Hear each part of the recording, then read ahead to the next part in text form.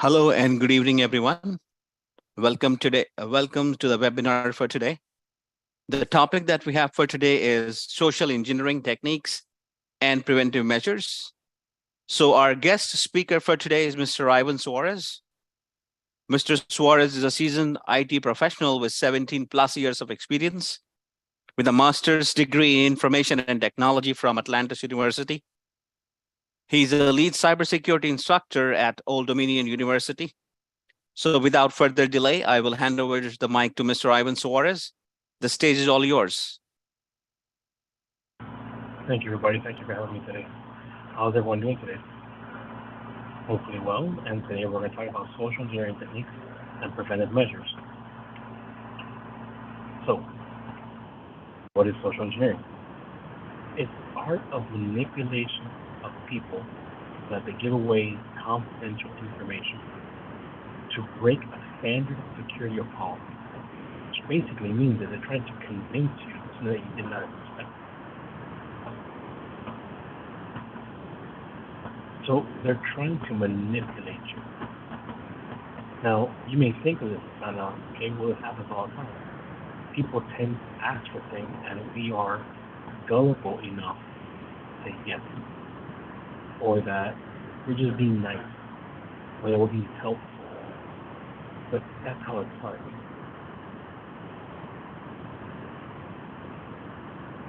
So the overview of social engineering is that it stands for SE stands for social engineering.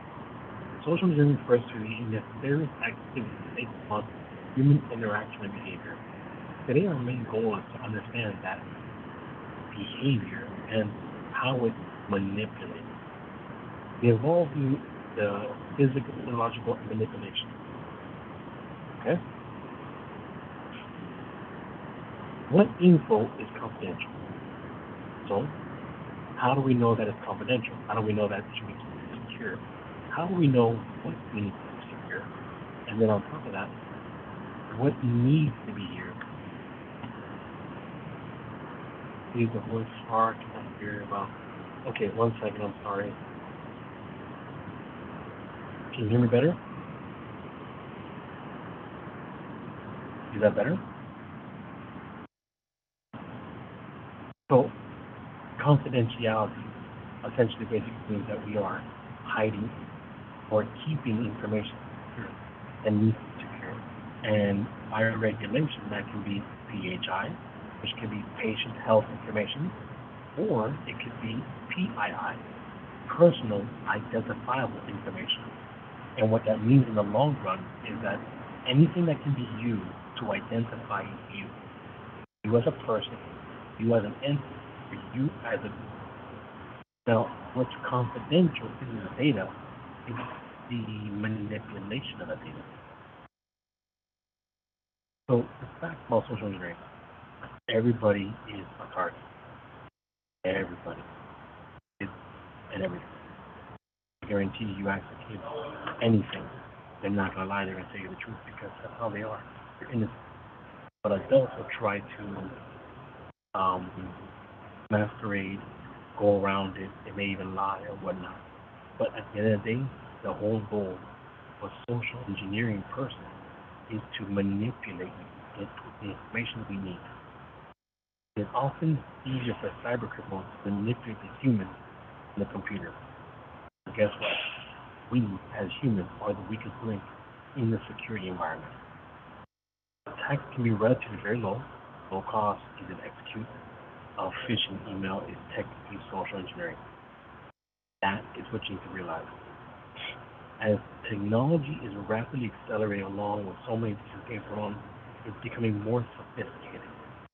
Attacks are basically becoming so basic that unfortunately it can be a job post. I've seen social engineering attacks right now where job posts have been used to pull personal data, pull private data. Yes, you're going to get hired for the job. Yes, fill out these forms, fill them out, and you get the job, and you want to send your information. Now that person now has all your personal identifiable information. all from looking for a job. So the process is to be an attacker. You need to prepare. In the preparation, the most important thing is who is your target? A person, company, a group, whatever they are. That's the important piece. Who is your target? And then perform the background check needed. How do we do that? We just start gaining information. Google, start searching, start looking at the person, the company, where they work, social media, all that stuff. To see, to connect. Essentially, you're trying to connect that target and take control of that situation.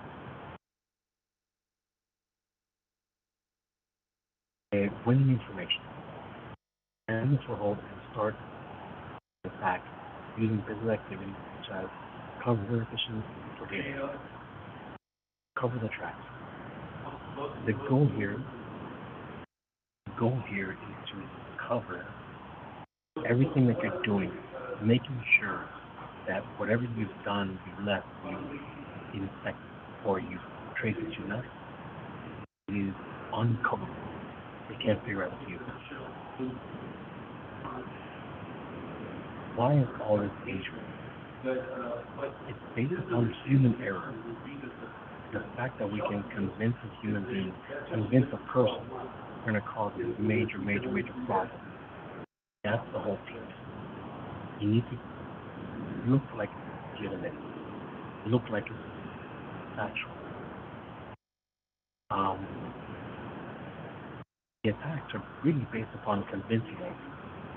Like, how many people here have watched commercials, have watched infomercials, have watched basically anything on TV? Oh, look, I need that. I could use that. How do you know you do need it? How do you know it's going to work? Because they're designing things and attack focusing on specifically that.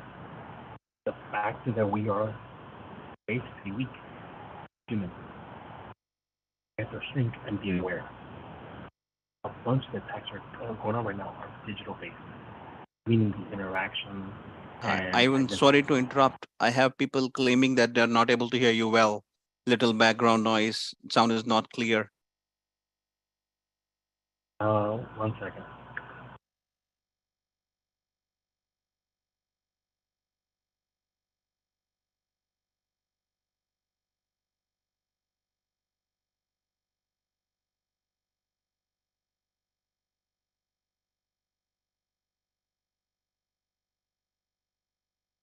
Are you able to hear me now? Better. Okay. So some of the main methods are going to be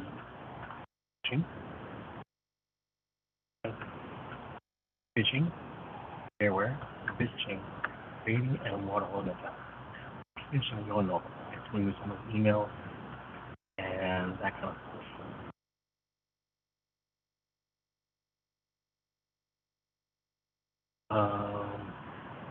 When it comes to scareware is when we use like products, alerts, anything that is using that to be able to manipulate scaring the platform. Look here, you've been infected, 1,000 things. That is a problem. Phishing. Phishing is a phone call. Somebody calling you and telling you, hey, this is Microsoft calling, your computer infected, please do this. Baiting. Click here now for a special offer. Waterholing is when they're basically creating an environment where you are victimized. In other words, come here for free beer, come here for free food, that kind of stuff.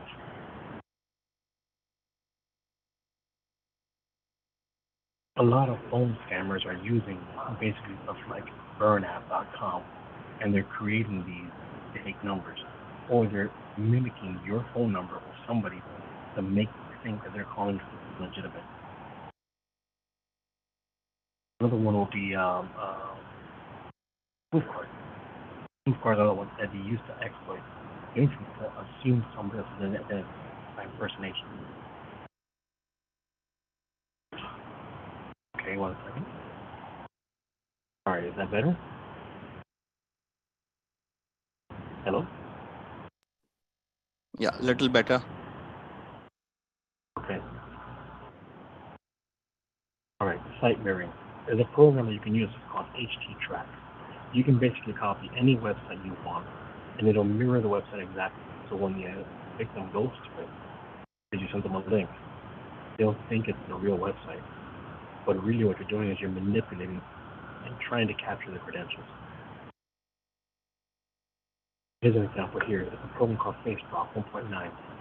This one here is probably already on version 2, but unfortunately it's not fully deployed.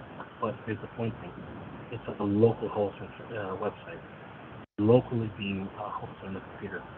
And it's meant to look like Facebook, that you log in via the victim as it goes Facebook.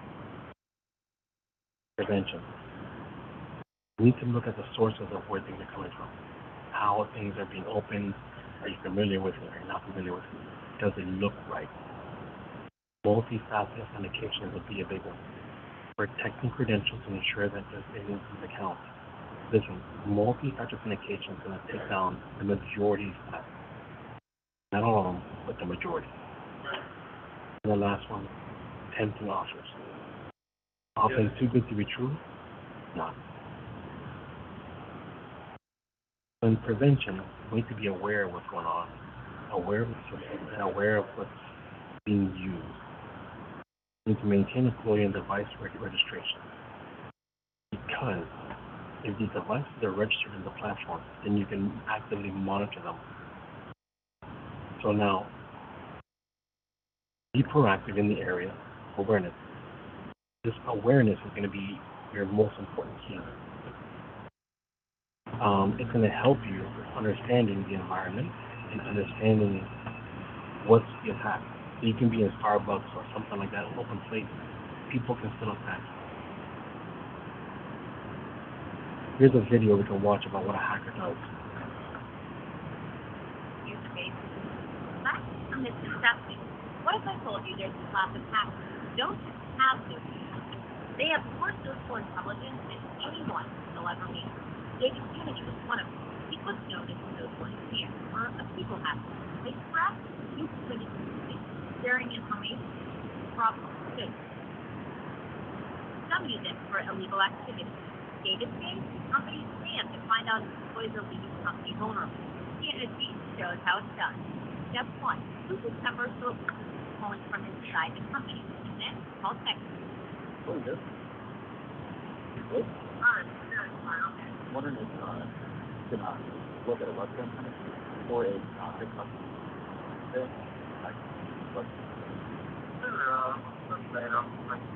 Thanks, man. I really appreciate the help. I mean, it's BSB, man. Really tough. So it's www.survey. It's SREY-pro.com. Here's what the IT guy doesn't realize. By clicking that link, this can David's full access to. Well, okay, that's great. Awesome. I don't know what you did, man, but I really appreciate the help. That's good. Run here right now. We're a Okay. Right. Under. Think of it as a master. In this case, companies can David hack them to see if their employees fault. They do. To show you this demo, we agree not to the company's name. Kennedy hacked the lab. Part of a So, at this point, what you're realizing is that systems are very vulnerable. People are vulnerable. It isn't the platform, it's the people behind it. And that's what you need to be aware of. The next video, you're going to see about passwords. You know, we've been hearing a lot about cybersecurity lately. Largely, what happens. You know, companies and individuals are more concerned about safety and privacy of their information than ever. President Obama has unveiled a number of crack down on hackers, and he plans to address this maybe this week. The Preventive government is working on this, but we need to do a better job protecting ourselves. So, most popular password in the United States is password 123.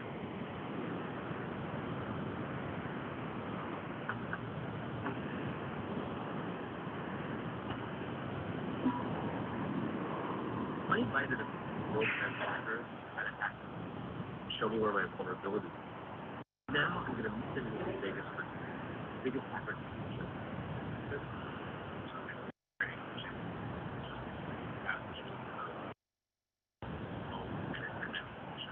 Want to do a sample phishing call? What's phishing? Phishing is voice solicitation, and basically it's information or data layering that.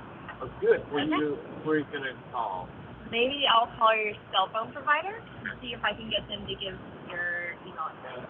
I bet they're good. I bet they have my back. But yeah, go for it. I'm gonna from your number. Okay. Hi, I'm so sorry. Hear me okay? My baby, I'm sorry.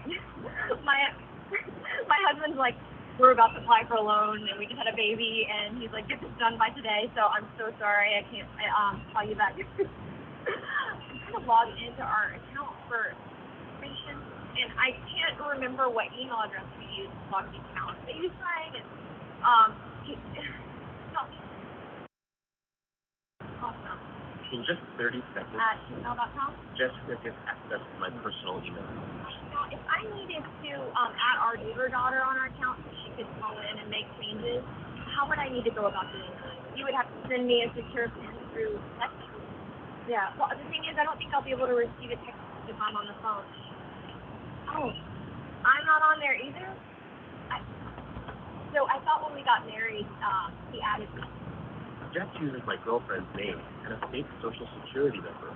5127. Set up her own personal access to my account. Wait, I'm sorry. So there's no password on my account right now? Can I set that up? She even gets the support person to change my password. Thank you so much for your help today.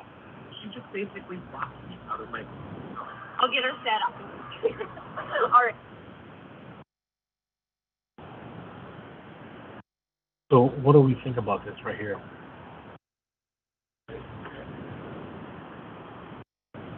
Anybody have any questions about this piece right here?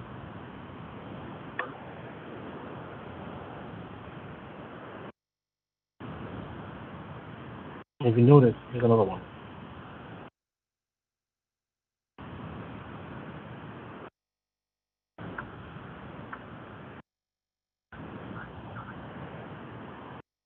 Well, I'm not really sure if it's a comma hacker. That's like some guy in a hoodie who types really fast, stays up all night writing code and cracking passwords. Not me.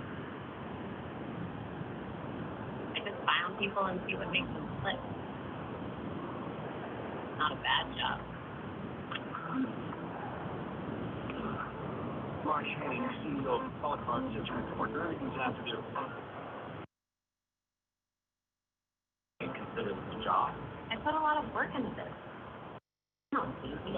It takes research, browse, hear all about them, family, their friends, what they care about.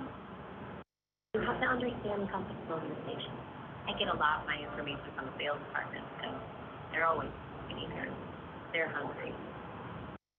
Need to trust easily. They don't look at the details. I do.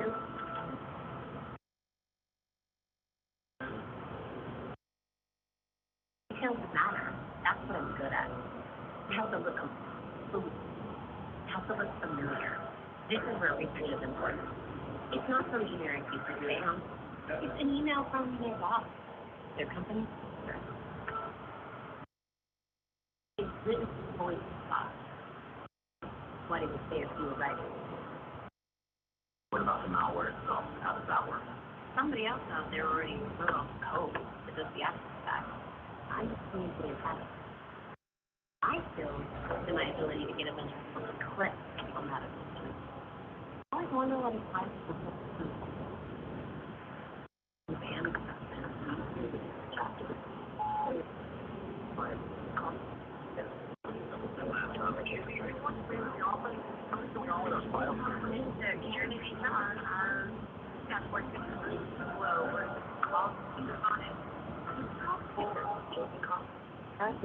Malware hack targeted on It's ransomware. The whole stuff hot.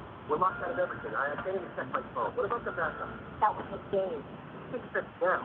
Hey, We don't have a choice. We're reporting earnings hours. But how do we know this all? Hey, but every single person on getting it back up and running. That's the only priority. Okay, it's done. That's a secret too.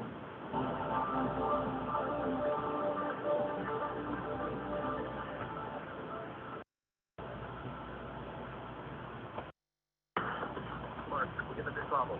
The ransomware was just to distract us. They got inside. They got everything. Customer data, financials, everything. Wallet card is really safe. On the news that hackers have leaked personal information up to the that code read by wallet card, which now we're then on that the data breach. Far worse. New all-time low on his CEO Mark Haney is getting down. What is turning out to be one of the worst breaches of personal information recently. Feel bad about the piece of personal information, all the financial, all the money that's lost. All I do is get the files. I'm not the one that decided to release them. I'm not the one that shorted the stock. Somebody else had their reasons for that. That was my pay grade. I was paid to do a job, and I did it well. That's what's expected of anyone. Sounds bad.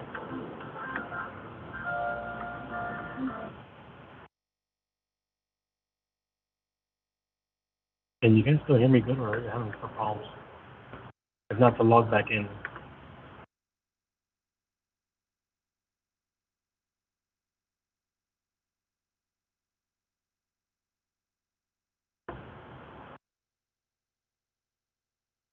Hello? Hello. Yes, can you guys hear me good, or is this still a problem? Can you try just logging in back once disconnect and log in back? I see people still saying the Yes. sound quality is not that great. Okay, I'll be right back. Sure.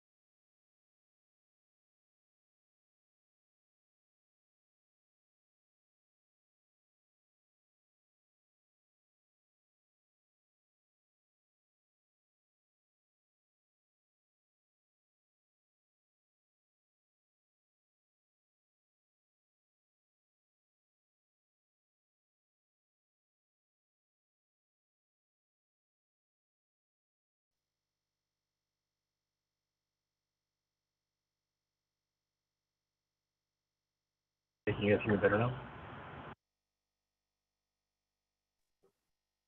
A little better Hello? than before.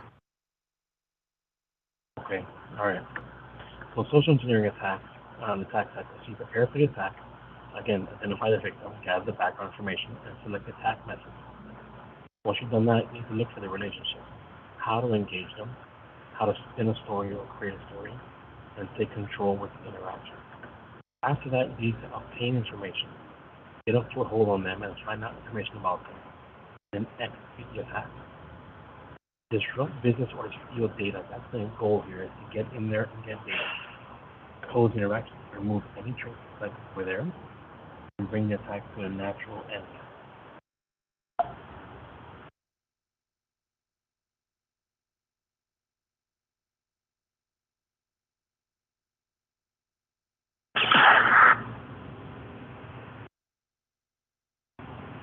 So,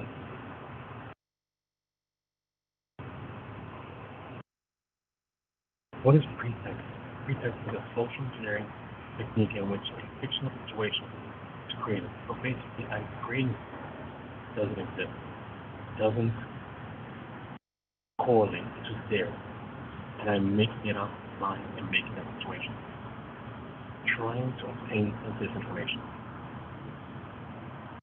Pretext technique is harder to predict some. Attackers impersonate co-workers, police, bankers, tax authorities, charitable organizations. An attacker builds credibility story, pretext, that leaves a little room for doubt for the target. All sense of trust develops the target. Just enough information that they feel that, yes, we got it. Pretexting may ask a series of questions designed to gather information. Why is it done? To obtain information. That's basically it. We need that information. Like social security numbers, mother's maiden name. Have you guys ever used, like, for example, like Facebook, and done those quizzes and those things like check this, check that, and they're asking you the same questions they do on your security questions. But that's the problem. You're answering those same questions. Okay?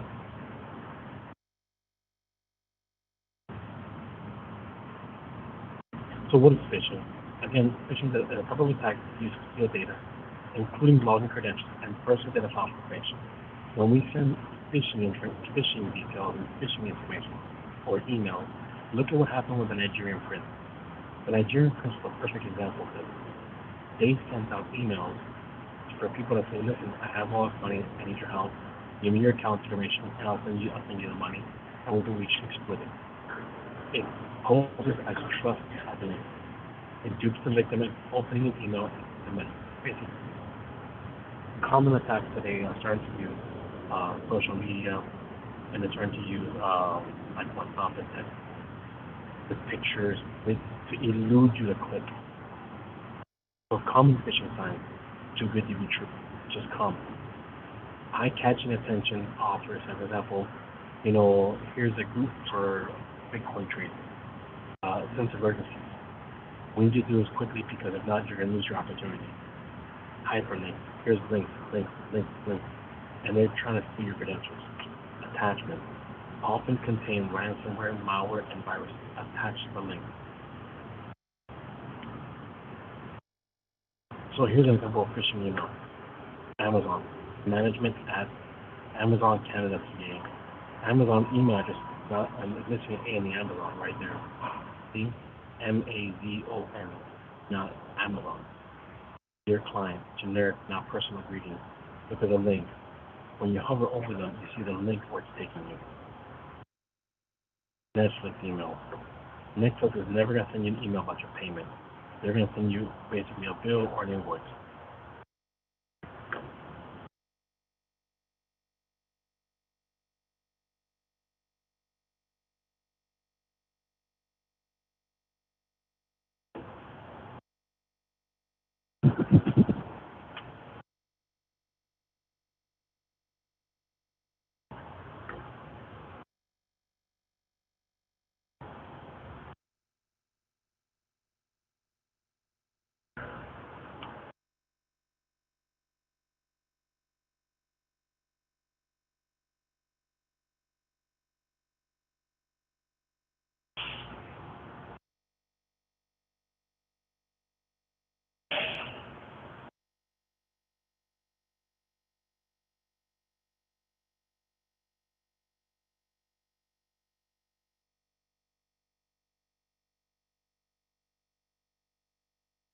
Hi, hello everyone. We're getting a lot of feedback from candidates that they're not able to hear us fine.